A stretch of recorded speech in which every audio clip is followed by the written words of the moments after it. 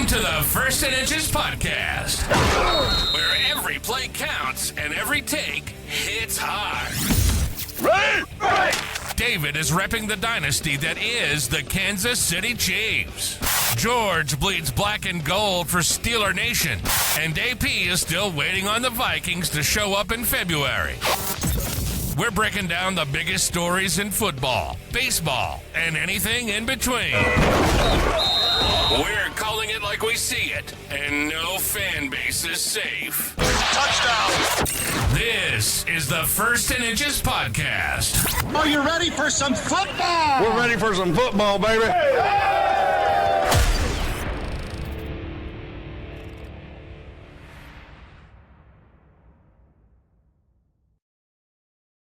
Hello, and welcome back to the First and Inches podcast. Everybody, I'm Jorge. I'm Hooks. What up, everyone? AP. AP, wake up. What's up, man? How you been? Good, man. Good. Listen, Loving it.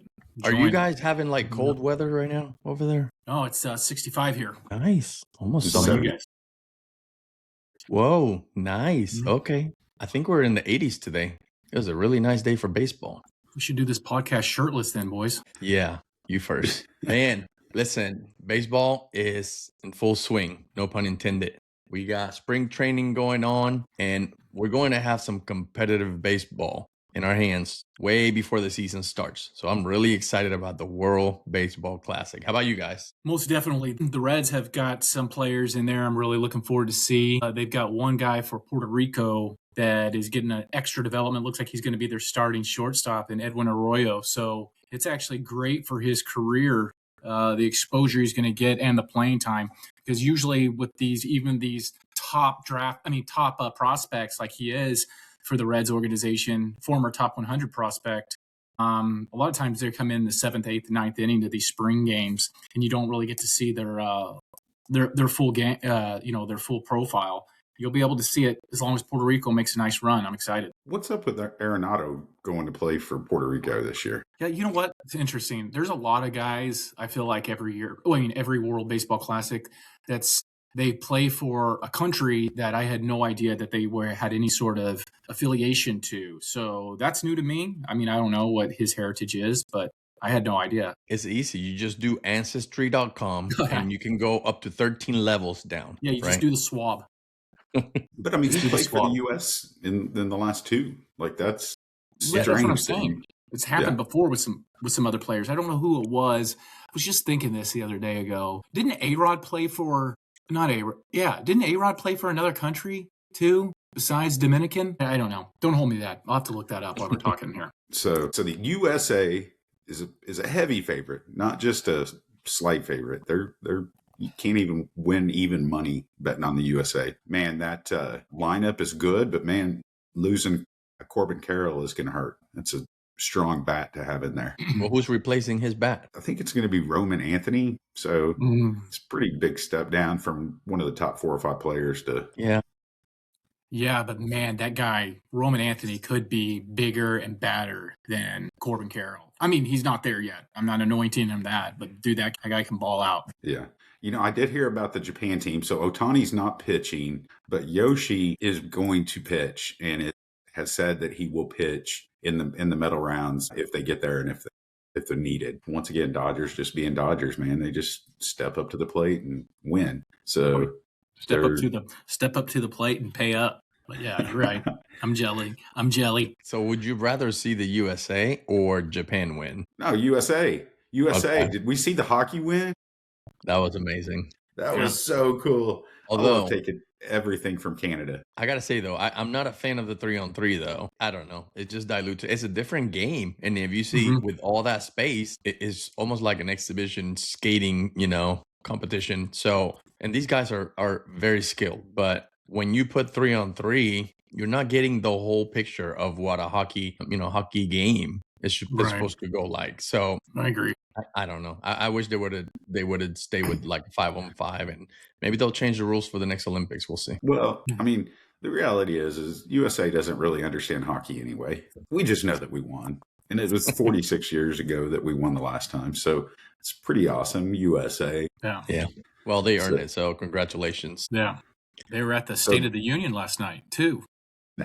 Not talking about that. So the Dominican Republic is the next favorite. So it's USA, then Japan, and then Dominican Republic, and then Venezuela. So what do you guys think there between those two teams? Who's the biggest challenge? Between Venezuela and Dominican Republic, I think this year Dominican Republic has the more firepower. I wouldn't be surprised to see them go all the way, honestly. Yeah, I think they're deeper too. I think Venezuela's got some stars, but I think the DR is way more. Yeah, and they're probably mad that they keep losing to Puerto Rico. Mm-hmm. I guess they lost to Venezuela last year there at the end after beating somebody. So they really want to make a big push, and it's a lot of big names. So they all have big egos. They all want to make sure that they bring it through. And this round of players that the Dominican Republic's throwing out there, half of them won't be here for the next World Baseball Classic. I guarantee you that they won't be around for that. I'll be honest. We talked about this before. As a team, that doesn't have. It has stacked pitching, but doesn't have the layers and layers like the Dodgers, for example. Even if I want, the pride of my country, I got to admit, I don't not want a pitcher participating in the World Baseball Classic with the volatility and fragility that all of them have, especially these starting pitchers. I'd love to see, Nick Lodolo, for example, was asked to play for the USA and he declined. And we talked about this. I can't state it enough how much I agree with it, because if he blows out an elbow, then his millions of dollars are left without him having access to. So I like the guys playing like these minor leaguers that are getting playing time otherwise, more exposure. But man, I'm glad it's not who I thought we were going to talk about next, and Tarek Skubal. Now, they have insurance, though, so it's not like they're going to lose money necessarily, right? Well, is the insurance going to pay out like the potential mega contract that they're probably going to generate otherwise when they get out of arbitration? Well, Skubal just got out of arbitration, so whatever insurance policy he has needs to at least cover that. Yeah, you're thinking. Yeah, well, you're right. There's two parts, right? There's him that has already have this established level of success, but I'm talking about the younger guys that are on that precipice of establishing that of establishing value. I don't know how much insurance a guy like Nick Lodolo could have when he hasn't. This is his first year of arbitration. So he can save 15% by switching to Geico. Yeah. Okay. So let me ask, because I need to hear from Jorge. What's up with Puerto Rico? They're fifth favorite. Like, are they falling apart? I mean, the issues with insurance for, the likes of, who was it? Sugar and Lindor. Is Baez even playing? I think he was another one that didn't have insurance. I don't even know. So I don't know. The morale is down. The people are going to support, the team still, especially the games in Puerto Rico. Those games are all sold out, hard to, find tickets type of deal. But I don't see them going very far. They have the second most wins in World Baseball Classic history, but that doesn't mean anything. How many championships do they have? How many what? Championships do they have in the World Baseball Classic? Do they even have one? I don't even know. I don't even think they have one. Yeah. So the most wins, and then, they lose when it matters the most. So this is not the year for them to win either. So other teams are going to run them out of town in the quarterfinals. Whoever gets to the quarterfinals is probably going to run them out of town. Although you said it before, Hooks, it's baseball. It's baseball. Hey, you never know. I live in a non-gambling state, but they're 16-1. Like, I think you're going to be in a gambling state. You might want to think about, just drop $100 on there or whatever. Well, I'm dropping $100 on watching them in an exhibition game. That's about it. Next Tuesday, they'll be playing the Red Sox. I'll be there. That's as far as I'm going to go in supporting them this year. Unfortunately, with them being in Puerto Rico, I can't get my schedule to align with that. And then if they make the quarterfinals and finals, I'll be out of the country for that too. So unfortunately, exhibition game it is. $120, and that's about the extent of my contribution. So, and then Mexico's the next after that. So, man, I want to talk about Tarek Skubal. Mm-hmm. Like, I know that Adam is in love with him, and I don't even know what he thinks about this. But dude, that dude is communist. Like, that dude does not want to pitch in the World Baseball Classic. He's going to pitch against Great Britain. Like, we could throw out Adam against Great Britain and we'd be fine. He's going to get his $400 million. He is not a USA hero. He is a USA zero. He needs to be gone. Well, my position. I totally support it. I was alluding to that into transitioning into this topic, but if even with his $32 million well-deserved ARB win against his own team, the Detroit Tigers, I fully support him, and I don't even want him even warming up. He doesn't have the familiar staff that's going to take care of him throughout the season. I mean, he's the best player in baseball. He is better than Paul Skeens. He's going deeper in the game, better peripherals. I support that. So I'm a big fan of him not pitching. I agree. I get it. Your country, be patriotic, and if you can contribute, fine. But one game out of Skubal is better than no games out of Skubal. Okay, so maybe that one game will help another arm stay even fresher for the next rounds. And we're not talking about a long season. We're not talking about a tournament of 25 games or anything crazy like that where he might pitch 3-4 times. No, it's once they come out of that round robin round, the first round, you might have 4 games at the most. So I think it's fine. He has things to focus on to get ready for the year upcoming. The USA is fine without him, and I don't fault him at all. That's not his responsibility to make sure that he pitches for the US just because he's one of the best pitchers. Yeah, think about this though. This is his last year before he enters in free agency, and everything is. I'm so concerned about the injuries. We'll talk about the top starting pitchers here in just a second. But if he's going to get most likely a 10-year deal, right? He's going to be young. I think he's 29. So at 30, if proper health, nutrition, longevity, of course he's going to have some issues. But man, you're talking 10 years. What? 40 million a year, 400 million. Who knows, right? Who knows? I totally understand why you guys think that. I understand why you guys think that. Got a Puerto Rican fan here, Reds fan, and we got a communist over here that doesn't. I mean, Skubal is a USA zero, and Skeens, because he said he's willing to pitch again in the middle rounds, is a USA hero. So for that, yeah, right. I can see that argument, but I still say I'm okay being safe. Let's say Skubal comes out in a quarterfinal or semifinal game to pitch. How long are they going to pitch him? Do you think that they're going to let him go 6 innings, 7 innings? No. But the whole point is, are you a USA supporter? And it's stress innings too, right?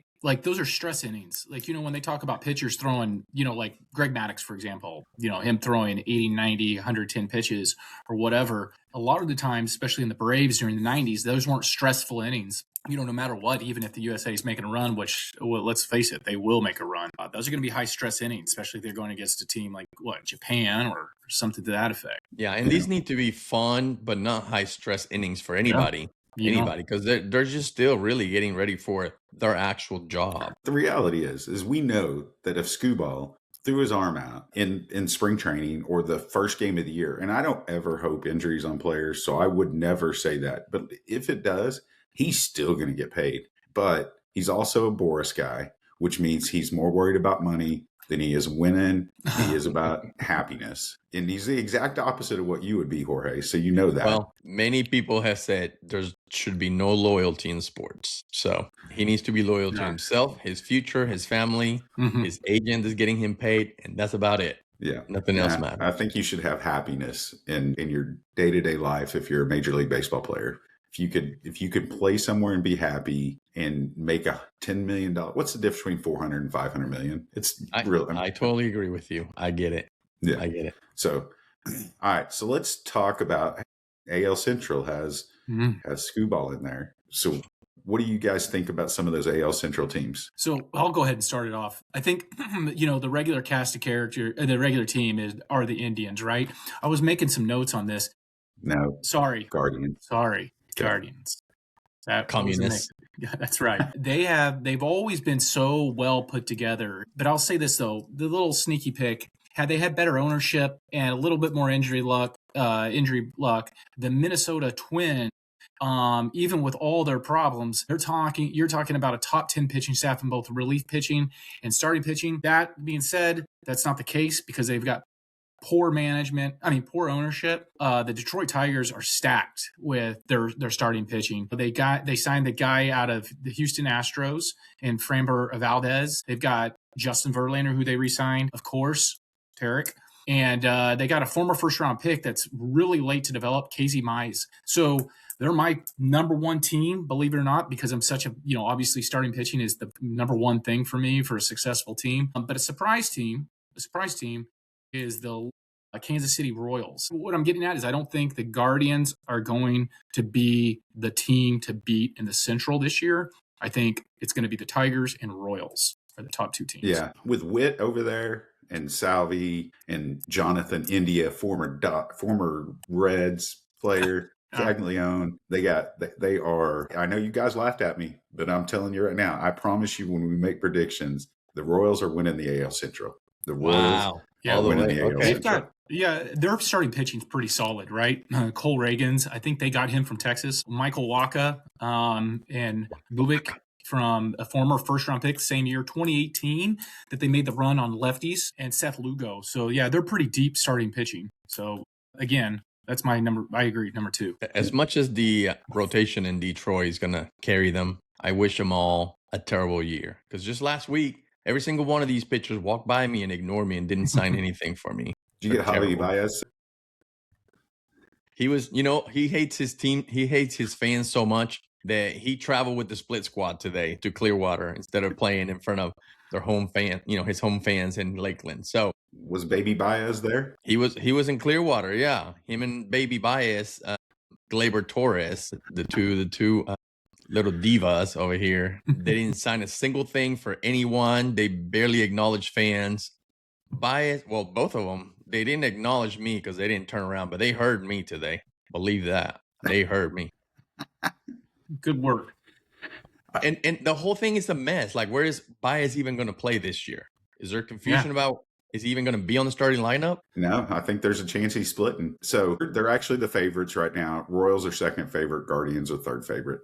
But, it's funny. We've been talking for 5 minutes about the AL Central and the White Sox. Man, it blows my mind why a team like the Reds didn't sign a Murakami. I mean, that Murakami is going to be a good player, and there's got to be teams that could have fit him in their lineup somewhere. The White Sox is a minor league team this year. Nobody cares. But I mean, there's no salary floor. Sorry, I don't mean to interrupt. The Javi Baez is not projected to start. Yeah, he's not projected to start. He went 2 for 3 today, but they were just ground balls that found a hole. So he wasn't, I don't know. He was an all-star last year, so don't hate on him totally.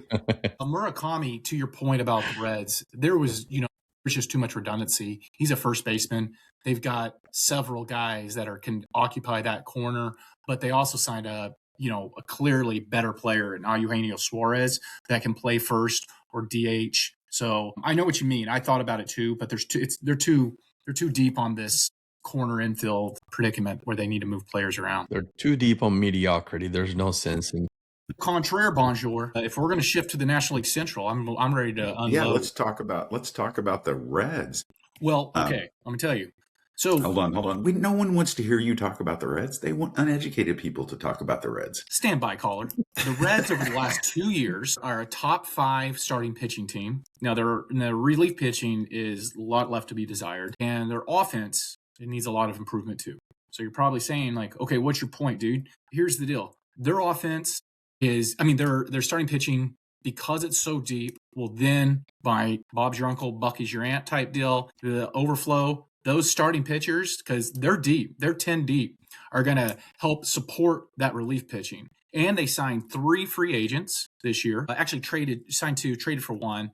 They're deep. Their relief pitching, which was an opportunity, is going to be a top 10. And here's my big prediction. You're talking a top 5 MVP finisher in Elly De La Cruz. He's got protection in the lineup in Eugenio Suarez. You're going to have a bounce back year to a guy I got a picture with when I first met Jorge, Mighty Matt McClain. I'm telling you guys, the Cincinnati Reds are the team to beat in the Central, followed by that decrepit Chicago Cubs.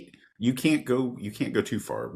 We have to talk about the Reds. Like, there's people that actually talk about the Reds and they know what they're talking about. There's a group of 5 of us podcast and nationwide. Yeah, and it's more fun to talk about teams that you don't like. Like, who's Friedel? I mean, TJ Friedel? Yeah, is he center fielder or what? Yeah, he go by the MLB, the Shredder. Friedel? TJ Friedel, the Shredder, has him a top 10 center fielder in all of ball. Here's a little nugget for anyone listening. he was eligible for the 2016 draft through a loophole. He came out of Nevada, and only a select few teams found him after the draft was over. So the Reds signed him, undrafted free agent, to the highest undrafted free agent contract at the time. I don't know, that was 10 years ago, ever. It's a pretty cool little nugget there. Yeah, the highest money guarantees success in baseball. Yeah. So he's a stud. Gosh, I'd love to talk to him.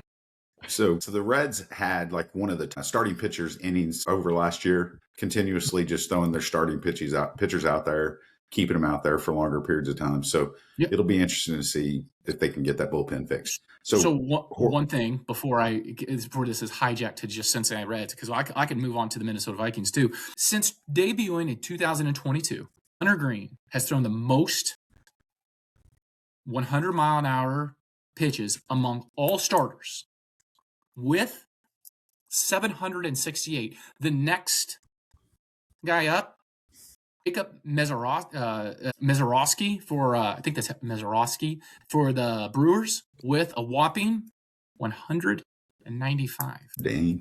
So but hey, listen, you listen the last 2 years for Hunter Green, 2.75 ERA. You can put that in your pipe and smoke it. All right. So I'm going to talk about the Cubs, and No. You want to talk about the Cubs? No. I got it. Let's go. I just told you. He just 2.75. You didn't listen to him. Say it again. Nobody cares how fast you throw a ball for. Number 2. Okay. I agree. They have a top 5 pitching rotation in the National League Central. Okay. Let me retort 3, this. Friedel is a top 10 center fielder in the National League Central. His walk rate, pricks, Hunter Green, is 2.9.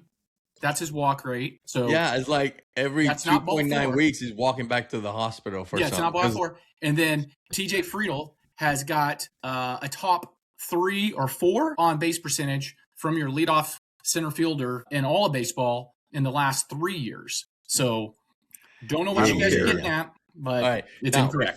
Before you go to the Cubs, I want to talk about what's relevant about the Cardinals. I'll be at opening day this year in St. Louis. Okay, we're done with the Cardinals. Yes, thank you. I hate the Cardinals, and I love the misery that they're going to go through here over the next few years. It's well deserved. Best fans in baseball. Like, on a side note, we have to figure out how that part about you talking about the Reds, Jorge, that we make sure that makes a club. So the Cubs are actually the favorite to win the NL Central. They're, with the Brewers who won 97 games last year, the Reds who made the playoffs, but the Cubs are actually the favorite. And of course they got Bush, who former Dodger. The Dodgers couldn't keep him because they didn't have anywhere to play him. They got Bregman, they got Happ, they got PCA. Piece of crap, asshole. That was Pete Crow Armstrong and Horner. I mean, they're stacked. I mean, they really do have a good, and their pitching staff's good. But it's crazy that the Brewers aren't favored to win that. From a betting standpoint. I mean, they didn't lose too many pieces. They lost Peralta, right? Who else did the Brewers lose? I don't know that they lost a bunch of other, but Peralta, maybe the 3rd or 4th best pitcher in baseball. Well, that's their move. They just trade him right before they hit, free agency. And they do it, it's obviously that approach is intentional, and it's been highly successful. Successful. So it should be fun. It should be a fun race. And then no one even mentioned the Pirates, who actually probably don't stand a chance, but could. I mean, it's baseball, and with Cruz, they're at least trying. It appears. And I mean, they got some pitching. Yeah, I don't think that team gels though. It's just a bunch of individuals that really don't play great together. They all have the skill, but I just feel like it's just a bunch of individuals in that dugout. It's like worry about themselves and not the team. So, yeah, I feel like that the NL Central may have the best pitching, starting pitching in the NL Central from top to bottom. So, yeah, they're pretty deep. And even the Pirates, even if you remove Skeens, they've got a pretty good staff. Now, I could see Skeens being in a Dodger uniform. He'd look good over there. They don't have to pay him all that big bucks. Yeah, it's only a matter of time, I'm sure. So it is. Everybody says that Skubal, and it's like Skubal's not going there. The Dodgers will not sign Skubal. Mark it down. But the best pitchers, can we agree the best two pitchers? For sure. I mean, is it close? I think Christopher Sanchez for Philly is close, yes, but not in that stratosphere. No. I mean, close to being, like, if it wasn't for those two, he would be lights out, the most dominant pitcher.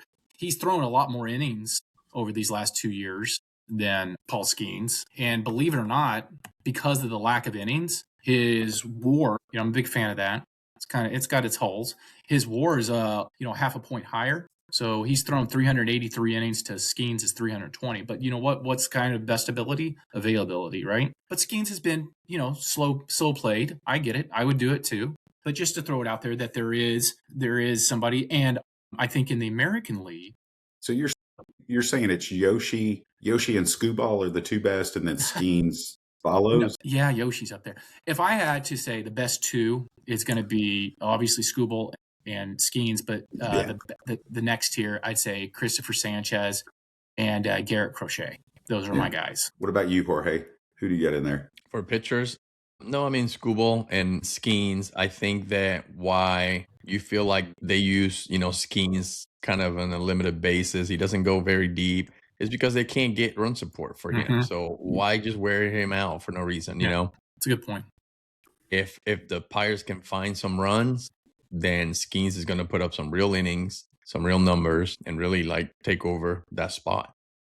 I think, listen, we cannot factor in any pitcher from the Dodgers because they're going to pitch 10 starts a year, maybe 15. Okay. There's 30 of them in the rotation. They're all number ones everywhere you go. So they're going to have to divide up 162 games. They're not going to start 25, 30 games. So they should not be in the running for best pitcher, in my opinion. No Cy Youngs come out of So, I mean, in all seriousness, I know they're going to slow play Snell out of the gate, but Ohtani, I mean, he's going to pitch once a week, and he's pretty darn good. He's going to pitch once a week, and he's coming off his Tommy John, 2 years removed now, and that's usually when they see their biggest jump. And he pitched pretty darn well last year after getting stretched out the first half of the season. So I really like Yoshi. He's going to probably make 25 starts this year. Ohtani probably makes 25, 27 starts this year. No, no way. Yeah. You guys should bet on it. They'll be at 20. Once a week. So you didn't even mention your new pitcher. Who? Peralta. No, there's a reason why Milwaukee let him walk because he's not worth it. So he's going to be serviceable. He'll be fine. He'll get some wins, but he's not up there with those guys. One other name that I was going to throw out there is DeGrom has had such a disgusting career. I mean, he's so good when he pitches, and he's finally getting back to healthy. Yeah. It's man, if he could ever just kept going, he would have had a heck of a career. Should have stayed in New York. What do I know? Yeah. So, all right. So NFL Combines this week starts tomorrow. Real quick about DeGrom. He was drafted as a shortstop. Oh, wow. A lot of people don't know that. Yep. And he converted. He's a little older on the older side, but he converted because of failed career as a playing short. Sorry, go ahead. Probably, since the Mets never make the playoffs, that's why we didn't know that. But everybody knows what Kenley Jansen started out as. What was he? He was a catcher.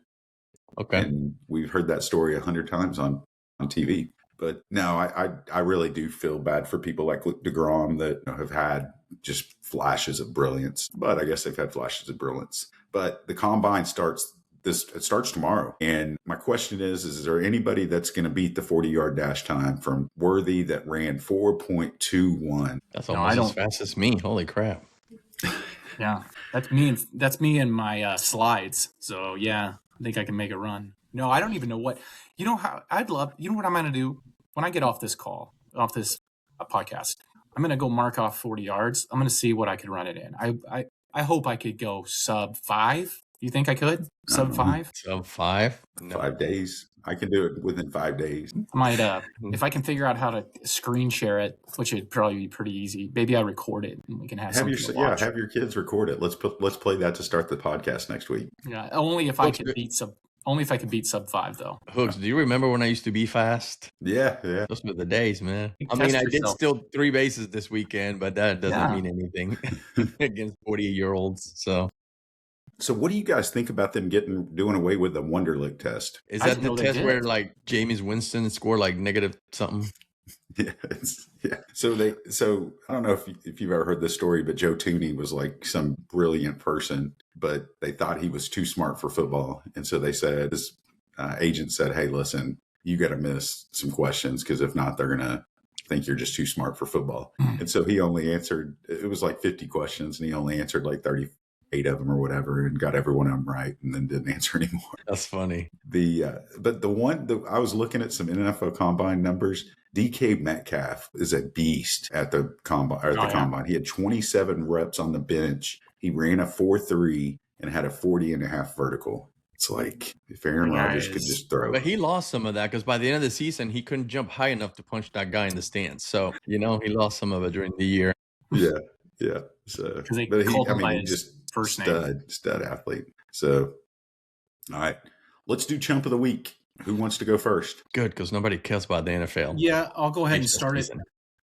Keeping the theme going, as I was doing a lot of it on the Central teams, the Minnesota Twins, they have so many pieces that could be successful in a very wide open American League Central. Their lack of commitment to that team, especially with the way ownership operates. Now, not only did they lose Pablo Lopez with Tommy John, their other pitcher who's well known, Joe Ryan, he got scratched from his start too. So right out of the gate, they can't do anything about that. But if they had a commitment to winning, they might have had options and some depth to absorb that. So my chump of the week goes to the Minnesota Twins ownership. The Twinsies. My chump of the week goes to the Diva Twins. Javi Baez and Gleyber Torres now, but buddies in Detroit. They're in Lakeland right now. I went to the game today, and Gleyber sounds just like Javi.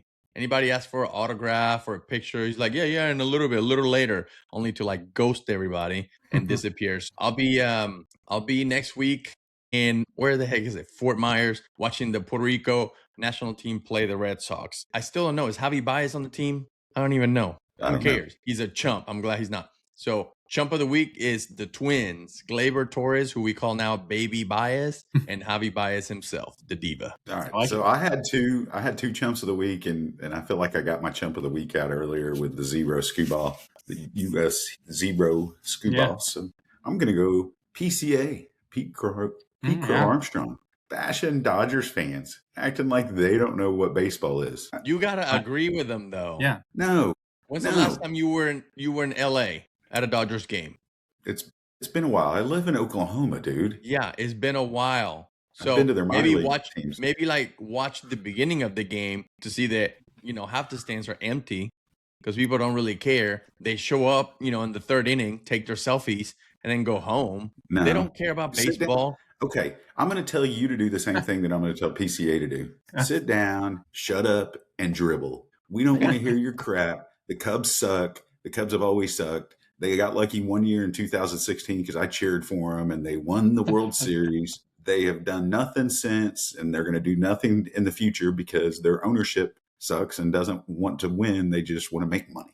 So there you go. Nothing is going to unite this nation this year like hating the Dodgers will. This is going to be the year of the whole nation hating on the Dodgers and hoping that them to lose. Go Dodgers. All right. Well, good show, guys. Yep. Fans, please engage with us. Ask us questions. Tell AP what a lunatic he is. Whatever it is you got to say. What did they call him? Timu what? Messi? Timu Messi. Timu Messi over here. Are they? Yeah, like he doesn't even know who Messi is. But interact with us. We'll get back with you. We all appreciate you listening and tuning in. You can find us on YouTube, Apple Podcasts, Spotify, our website, firstandinches.com. And until next week, we'll see you. Thank you.